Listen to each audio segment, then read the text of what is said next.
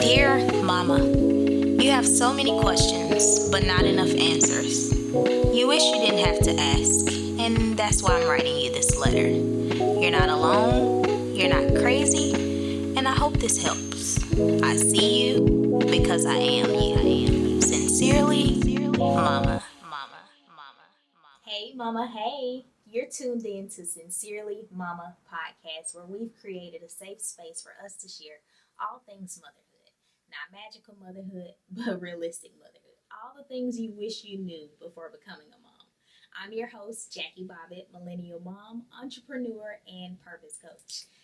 I'm so pumped because this is our first in person interview. Oh, am I the You're first one? the first Oh, one. that was special. We're pumped. I have my dear friend here who I'm going to allow to introduce herself. So, could you tell us who you are and a little bit about yourself? Yes, so my name is Hannah Davis. I have two babies, Capri and James. Capri, I'm supposed to be talking about me, not them. Anyway, Capri just turned 3 in February. Jamie is going to be 2 in June. I am a mom, a wife, a homemaker, a sister, and yeah, a lover of Jesus Christ. And so very creative. Thank you. We're going to get to that at the end so she can do a little plug. But Hannah, so we are going to be talking about all things birth stories. So I'm pumped because Hannah and I were pregnant together both times. Twice, and we weren't supposed to be having no more. Done. It's Jackie's fault. First of all, it's not, but I'm done. I am out the game. Right? I'm see, done. See, she couldn't commit. Unless somebody had me a baby. I can't do it again. So we're going to talk about birth stories because we both took natural birth classes, right? Mm-hmm. So tell us what birth class you took and then what was your birth plan? Okay, so we took the Bradley birth class. At this time, we were living in Dallas, Texas. We took that, I think it was about an 8-week course. And during that class, we had to make a birth plan. And, I'm like, okay, let's get it done. Right. I wrote down everything, like how I wanted to happen, had a prayer, sent the prayer out to everybody in my family. I need y'all to pray this with me, that with me. Okay, let's do it. My birth plan was a home birth. And at first I wanted everybody there with me, like my whole family while I'm in the pool laboring. I want them to be around me praying and stuff. But as the time got closer, I'm just like, no, it's just going to be me, my husband, my doula, which is my sister, and my mom, the prayer warrior. So, yeah, that's what it was. Right. I didn't want to go to the hospital, but my doula, Star, and my midwife made me put that part in my birth plan just in case. So I'm like, no, I'm not writing about a C-section because I'm not going to have a C-section. Mm-hmm. But I ended up having to put it in there anyway just to be safe. And so we were similar in that way because after taking the Bradley birth classes, I don't know about you, but it kind of made me feel like natural is it. Yes. Like there is no other option. No other way. Like, breast is best and, all these other natural things, but there are no other options, but that's just not true. Like things can turn. Mm-hmm. So walk us through now you are in labor. So tell us how that day went. Okay. I remember it like it was yesterday, but I went downstairs. We were living with my parents at the time because it was during COVID. And I said, Mama, I think my period about to come on. And she was like, what? I said, I'm having really bad period cramps. She was like, Hannah, you're in labor. I was like, oh my gosh, wow, okay. So I called my midwife and she was like, just calm down a little bit and, we'll just see how you progress and whatever. So I went to bed. This happened that morning. Went throughout my day, went to bed that night. The next day was fine. But that night she said, call me if you wake up from cramps or what is it? Contractions. So I called her. Woke up from contractions. And she walked me through like checking myself, making sure my mucus plug was still there or wasn't there. And the next day, this is about 3 days now, she came down and she was like, okay, let's get ready to have this baby. I remember driving from Columbia to Hattiesburg, like holding on to the little thing in the car, because the contractions were just so bad. So when we finally got to where we were going to get to have the water birth, yeah, she was there and she put me in the water just to see how it progressed. And I labored, y'all. How long? 72 hours. 72 hours. 72 hours I labored. And it was annoying. It was very painful because I'm in the water, out the water, on the bed, on the floor, just trying to find the most comfortable position. I think this was the 13th of February. And on the 14th of February, my midwife was like, your baby isn't coming anytime soon. So how about you and your husband go do something for Valentine's Day? So we went and just to get like a few things for birth or whatever. And How far had you progressed at this point? How many centimeters? I didn't let her check me. Okay. It wasn't like a thing to check or whatever. So that day, Valentine's Day, we did a few things, came back, and I felt like, okay, it's time to push. It's nighttime. I don't know what days, which days, what night, whatever. I'm thinking it's nighttime. So I get out the pool, and I'm telling my midwife, I feel like I got to poop. She was like, oh, you need to push. Do you want me to check you? I'm like, no, I feel like I need to push. So I start pushing and pushing like hard. Nothing coming out. She was like, okay, let's take a break. I sat in this recliner, and I think I coughed or sneezed or something. And I thought I peed on myself, but my water broke. My water broke. So I went back to pushing again. And I was really tired, and the baby just wasn't coming. So I tried to get some sleep, couldn't get sleep. And my mama said, Hannah, let's go to the hospital. I was like, Mama, no, I don't want to go. Do not want to go to the hospital. Like, that's the last thing I want to do. But she felt like it was best. I was delirious. I didn't know what was best. So we packed up everything, went to the hospital. I ain't gonna tell y'all which one. And when I finally got into the wheelchair and they pushed me in the hospital, we were talking about this the other day. Right. They were asking so many just dumb questions. And surely you would think, because women have been having babies for so long, that they would have perfected this process. That Literally. This is not, especially like when you think about you and I, who the plan has now changed. Mm-hmm. And so while now you're in physical pain, you could also be mentally, just broken or upset or Definitely disappointed about your plan not going as you desired. And then you come in and you bum rush with all these questions. What's your name? You need to figure that out afterwards. Like, where's your license? I don't know. I'm naked in a wheelchair. I don't have my license. I ain't got nothing. I'm trying to get this baby up out of here. Right. Like, and honestly, I wasn't even thinking about a birth plan at this point because I was just in so much pain. So I want to say, backtrack a little bit, that my midwife did check me, and I was 7 centimeters at the house. When we got to the hospital, and they finally got me sedated in a room, in a bed, all that stuff, the doctor checked me, and I was 4 centimeters with a swollen cervix, if that's a thing. Really? So I think the early pushing kind of made my cervix swell up and made the baby go back up, if that makes sense. I don't know all the medical terms, but yeah. And at this point, my doula, Star, she got out my birth plan. She was like, we need to look and see what you want. And I told her, I want to try to have the baby naturally, no Pitocin, like none of that. I want to do it as natural as possible. Right. She told the doctor. Also, my midwife was there too. They didn't like her being there. And of course. Like, y'all are so crazy. Okay, anyway. And then this is February, right? Yeah. 2020. Yes, February 2020. So this is pre-pandemic. So pandemic they hadn't shut down the place yet. So you could still bring in your midwife and your doula. Okay. Right. So I was April. You couldn't do any of that. You were by yourself. Kevin could come in, so my husband could come in, but midwife, doula, they were at my house. Lord, I know that was so sad. Did Kevin know what to do? He was on the phone the whole time with her, so he don't remember the Bradley birth class. Oh yeah, he remember that too, but he's like, well, this wasn't in the plan. Yeah. That's so funny. So you are pre-pandemic, and you're still able to bring in those people. Right. And what happens? I got the epidural after I wasn't progressing. I think I was like throwing up and stuff. It was just really bad. What else do you get? Pitocin. I got all of that. and still like nothing was happening. I think I got back up to 7 centimeters, and I was there for like a long, long time. And then my nurse, like they swapped, what is it? Swapped shifts, yeah. And my nurse ended up being a girl I graduated high school with. Oh, wow. And it was so sweet. I was just like, oh, I'm so glad to have you. But she tried literally everything to get the baby to come out.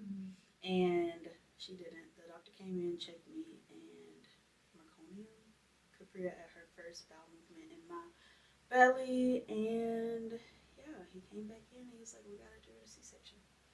And I was just like, well, I was about to say this word. Shoot, I really do not want this. Right. But my sister, she talked to me and she was like, I know this isn't what you want, but this is probably what's best. Like, we need to get Capri out. But we didn't know her name at the time. We didn't even know she was a girl. Really? Yeah, we waited to find out. So, I don't know what happened after that. I just remember me going in. Oh, I remember asking them, can I see my C-section? Like, do y'all have to put the little plastic up? It was like, no. I'm like, you cannot see. Like, no, you would definitely be traumatized. Right. Like, okay. So they did the C-section, brought her out. She was barely crying. I'm drunk at this point because all the medicine they done gave me. Right. And I just remember him saying, it's a girl. I said, is it a boy? He was like, no, it's a girl. And then I saw them take her to a table and I kind of just like faded out. But I wasn't all the way out. I could hear her trying to cry, but she just wasn't crying. And I'm like, okay, what's going on? Fell back asleep, woke back up in my room, and I woke up to my whole family surrounding me. Everybody's face was just like sad. I had a niece that was crying. And my husband was like, we need to tell you something. And I'm like, is my baby dead? Like, what's going on? Why are y'all acting like this? She was still alive, thank God, but she had a lung collapse because of the meconium. It got in her lungs. They were preparing to airlift her to Jackson if they couldn't keep her stable or anything like that. I think I'm getting this right. I was still out of it. But she ended up being stabilized. She had all this stuff like on her face and whatnot. They did not have to airlift her to Jackson. And she ended up being in the NICU for just a week. So that was amazing. But yeah. A little strong Capri. So, walk us through those emotions because this is 3 years ago now. And you wake up at this moment and you see all this different stuff about to happen. One, you already had to shift your birth plan. Right. And now your baby is having to have all these things done to her. What's going through your mind? I honestly can say nothing was going through my mind. I'm just thankful that she was alive. Because whenever I asked them, is my baby dead? And they said no. I was just like, whew, okay, thank God. What's wrong with her? Yeah. Like, I'm so glad it was that and nothing, too major. Right. But I didn't feel anything. I remember not wanting to go see her in the NICU because I was tired. And I just didn't want to see her hooked up to all that stuff. Right. But my mama eventually made me go so I could try to breastfeed. And it was just sad seeing her like that. But I was very thankful that the doctors knew what to do to keep her alive. Right. The emotions didn't hit me until, I want to say she was about 6 weeks to a year. And everything just kind of made sense. So what happened then? Okay, so when I told my birth story on my YouTube channel, I was like, thanking God. Right. Thank you, Jesus, for letting her be alive. And later on in life, when she got a little older, I kind of was mad at God. Okay. Like, let's talk about that. Why did you let this happen? You knew what I wanted. I prayed for what I wanted. And you say have faith, believe, faith of a little mustard seed, like all that, and I was like, surely I had a mustard seed. Right? I'm trying to piece together the Bible and my beliefs and my prayers, and nothing was just making sense. Okay. So I'm like, at this point, I'm like, all right, you ain't gonna give me what I want, so I'm just gonna, do what I do, but not pray, not read my Bible, and just try to make it without you. Mm-hmm. So how long did that last? It's still lasting, but I'm doing a lot better. I'm reading my Bible a little bit. I do listen to worship music, but I'm just trying to get back there. So do you think the disappointment now has shifted into how you see God? The disappointment from the birth story being different than the birth plan. I think so, because I used to see God as a genie. Like, That's good. my brother would always tell me that as well. Like, you just think God is a genie. Like, he's not this magical wizard who can say, okay, ula shula bula, and Right. give you what you want. Right. Like, if it's in his will, Mm-hmm. it's gonna happen. Right. If it's not, then it's just not gonna happen, and you have to deal with that. And then maybe later down the road, something will happen. Right. So this is Capri. This is your first baby. Second baby, we're gonna hop back, but I want you to come and tell us about the second birth. So after Capri and the traumatic birth, did you want more children? No. No. I did not. Right. I thought Capri, honestly, I thought she was going to be the only child. And then I was scared to get pregnant again because my older sisters both had a girl first. And then when they got pregnant the second time, they had twins. And I'm like, I can't have no twins. So I'm not going to get pregnant. Like, no. But I ended up getting pregnant when Capri was 8 months. I think that was the same for how far apart are they? 16 months. Okay, no, Cal was 6 months. You. 6 months. Sure, you just couldn't wait. That was way after 6 months. You're right. So you get pregnant again, and now your birth plan is I did not have one. you didn't have a birth plan. Okay. It was, I'm not going to have a C-section, I'm going to have a VBAC, and that was it. Yes. So walk us through birth story with Jamie. With Jamie, okay. I didn't go to the doctor with him at all. First I had to find a doctor who would do a VBAC. Because 2 here in Hattiesburg, one of them said, I don't do VBACs. The other one said, oh, we can try. And I'm like, ain't no trying, we doing. So I went to the doctor I saw with my midwife when I was with Capri, pregnant with Capri. So for the listeners who don't know what a VBAC is, what is a VBAC? Vaginal birth after cesarean section. Okay. Cesarean section, right? Yes. Cesarean section. Yes. Doesn't sound right. Cesarean section. Okay. So you Yeah. find a doctor, Mm-hmm. and I told him what I wanted. okay. Dr. Taylor, I want to have a VBAC. And he says, well, let's do it as long as you and the baby are safe. I said, okay, I'm going to be driving 1 hour and 30 minutes to the coast for checkups. That's cool. Even though I only saw him one time. Okay, maybe like twice. Twice throughout the pregnancy. But yeah. Okay. And then baseball season happened. So I left for spring training and all of that good stuff. When I came back, it was time to see him again. I don't know how far along I was at this point. But when I went to see him, I think I saw him twice before he told me the news, which was Jamie's stomach isn't growing. Okay. He said everything looks fine, but something is wrong with his stomach, and we can't see it on the ultrasound. Okay.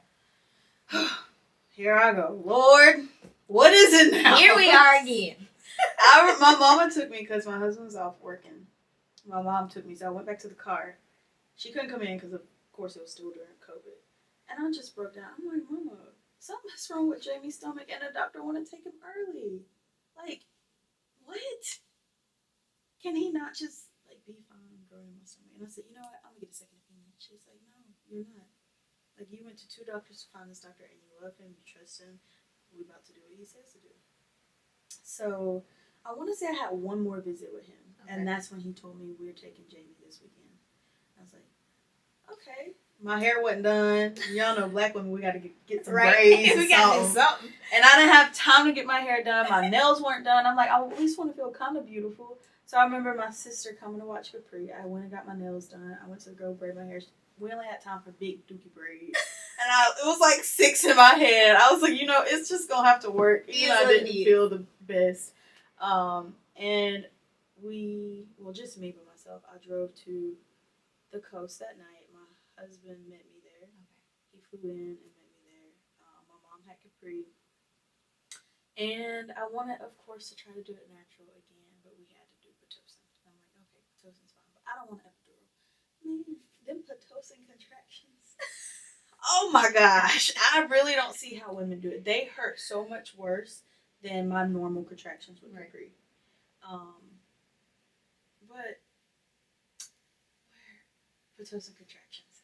So I want to say I got to like 6 centimeters alone. Okay. Just being like sedated with Stadol. Okay. I think that's what it's called. Kind of like knock you out and wake you back up. And at 6 centimeters, I said, I think I need an epidural because this is killing me. They said, okay, let's do one. Gave me an epidural. And after the epidural, I want to say I got to 7 centimeters and I just sat there for the longest. And I told my nurse, please call Dr. Taylor. I want a C-section. She said, are you sure? I said, let me think about it. So she left, came back out. I was like, yeah, I want a C-section. You can call him. She said, okay, but let me check you first. I said, okay. And she checked me and she said, you ready to push? I was like, oh my gosh, yes! Yes, I am. Dr. Taylor wasn't there, so he was on call. She called him. He was there within like 3 minutes. And he was like, yeah, let's bring everything in. Brought the bright lights and all that stuff. And I pushed little Jamie out. Wow. And when he came out, nothing was wrong with him. Well, his belly was a little small, but he was just starving. So, yeah, put him on a boob and he ate immediately. Wow. So totally different. Two different birth stories, but also some trauma because you were like, again, I'm not prepared for this. So what was the difference in how you felt? Like one being able to get your VBAC, but then the other resulting in a C-section. What was the difference between that? How you felt? I want to say I felt like if that's a feeling, like I feel like God knew that I wanted to at least have one VBAC or at least push one baby out, but He kind of knew that a home birth wasn't in the plans for me, so I'm just gonna let her be able to push this baby out. And I felt a sense of relief, like there's nothing wrong with me. I can push a baby out. And that's common, right? Like women think because a birth resulted in C-section that my body can't produce what it should, or my body can't give me the results that I think it should. Right. And I think that's because of social media. Social media, right? You knew it was gonna come. Social media. Because you see all these people like, oh, I had a home birth, no pain medication. Just push the baby out 3 pushes. I'm so proud of you. I really am so proud of you. And that's how I thought I was gonna be. So when that didn't happen, it's like, well, what's wrong with my body? Right. Like, I don't know what's going on. Right. And so that's what I think my complex was with Bradley classes because, and not to say that the class, but just my interpretation was, this is the only option. Natural is the only way, but things can change. Right. And everybody's story is not going to be the same. Right. So that's interesting that you had that aha moment. Yeah. So you have both babies, 16 months apart, and this is 2 under 2 that I know well. 2 under 2. Tell me about the mental journey because you have dealt with what? Depression. Postpartum depression. Postpartum depression. Both times or just one? Both times. Both times. So walk us through that. And also, nobody knows this, but I'm telling you. I was diagnosed with an eating disorder after Capri. So that's 2 mental illnesses. Let's see. With Capri, I feel like I really couldn't put a finger on what it was. Okay. I'm just like, something's not right with me. And I tried my best to be happy and just feel normal. Right. But it just wasn't happening. And of course, COVID had a lot to do with it too. Right. So I started going to therapy with Capri. Like after I had Capri. What made you make that decision? My sister. Okay. She was just like, you should go. I know a good one. So I was like, okay, let's try it. And it was just so nice to talk and let it all out and not be like, not think I was crazy. Right. Like everything that was wrong with me, she had a name for it. And I'm like, oh, okay. So I'm not making this up. Yeah, I'm not crazy. I'm not making this up. Like, there's really a name for what I'm going through. And it was postpartum depression and my eating disorder. Because I just could not stop eating for some reason. And I feel like breastfeeding had a lot to do with that. Yes. Because people tell you, oh, you need to eat a ton to be able to produce milk for your baby. And that's true. But eat a ton of the right foods. Right. I was thinking, oh, I can eat this piece of cheesecake today, this morning for breakfast. I gotta have some cookies for lunch. No, absolutely not. And then I'm wondering why. It was just a lot. But my therapist ended up putting me on a food plan. Did that help? It did. I ended up losing 20 pounds. Nice. And then I got pregnant with James. And I started crying.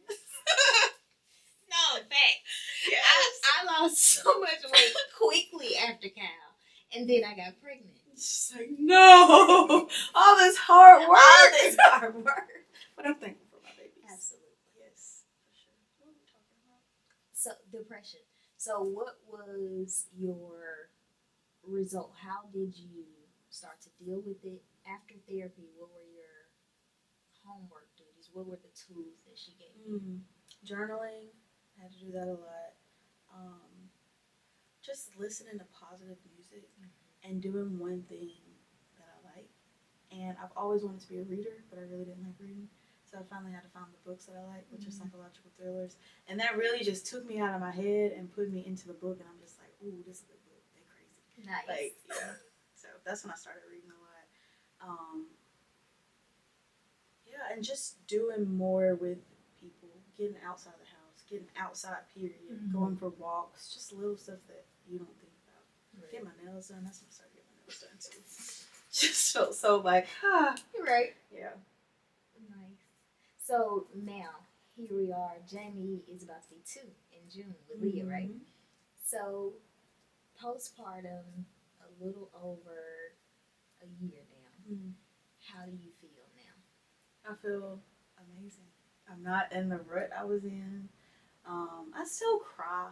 Not as much. Yo, when I tell you I cry every day, every single day, I cried. And after Jamie, my mama helped me out a lot too. So shout out to you, Mom, for always being there. Thank you. I love you, Mama. But I feel like I can conquer not the world, but just my household, my kids, me. And let me tell y'all what also helped: buying new clothes. I'm so serious because I felt like, oh, I'm too big to just wear cute stuff. So I'm gonna wear this 4X t-shirt that comes down to my knees and some leggings. Right. Like, no. No. I went and bought me jeans. I bought me bodysuits, jackets, sandals. And you got such an eclectic style. Thank you. That's super cute. I'm gonna have to put a picture right there. Oh. Thank you. But yeah, if y'all are feeling like, seriously, in a rut, go. You ain't gotta spend a ton of money on clothes. Just go to Target, get you a cute little matching set. Some nice pajamas. Like, don't be walking around the house looking like... You talking to me? I'm just talking to me too. Like, if I'm feeling just terrible, Right. I'll go put on some clothes, like some jeans, even if I'm not doing anything. And that's my favorite. I love jeans, and I love when they squeeze me to where I can barely breathe. I about to say I love a high waist. Be all the way I up know, my right? wrist. Hide this Yes, belly. yes. But yeah, I've been doing really good. That's awesome. It's so good to see you on this side. So Hannah, the mom that is smack dab in the middle of where you were right after Capri, maybe questioning her belief, maybe wanting to know why she wasn't able to get her birth plan, wondering will she ever get out of this depression. Could you look into the lens and speak to that mom? How would you encourage her? I would definitely tell her to take it, not one day at a time, 1 minute at a time. You don't have to plan. You don't have to just have an extravagant list of things to do and accomplish. Just take it 1 minute at a time. And if you can't get it done, that's cool. That is okay. So, and that's honestly how I made it through. Just 1 minute at a time, not a day. Because those people say, take it a day at a time. I can't even make it to the morning time. Right. Like, no. We're going to take it. This minute, we're taking a bath. After that, we're going to put on our pajamas. And we're going to see what we're going to do the next minute. Right. So, yeah, just chill out. Chill out. That's a Chill word. out. That's a word. Gotta preach. Well, Hannah, thank you so much for joining us, for sitting on the couch with us, for providing the space for us. Shout out to you and your brother. But thank you so much for joining us and sharing your story. You can be connected with how? Could you share your handles? Or do you want them? Hannah don't even like all this. So you don't even have to. Y'all can follow me on Pinterest. I don't mind. My Instagram is Hannah Jory. Pinterest is the same. YouTube, it may be coming back. I don't know. But yeah, Hannah Jory, HANNAHJORIE. And you see, she said Pinterest because Hannah is so creative. She does all this fancy art. She does calligraphy. I haven't done it, but thank you. But she still does it. So hit her up for all your creative needs. She does the hospital door hangers. Yeah. Mm-hmm. So hit her up. Let her know. But thank you so much for joining us. Thank you guys for listening, for tuning into this show. We'll see you next time. And Fridays are so much better with you. Sincerely, Mama. Thank you so much for joining us. If you found this episode helpful, do me a favor and share it with another mama. Subscribe to this podcast and leave us a 5-star review. Also, connect with us on all social media platforms at Sincerely Mama Podcast. Remember, you're the best mama for your children. We'll see you next time. Sincerely, Mama.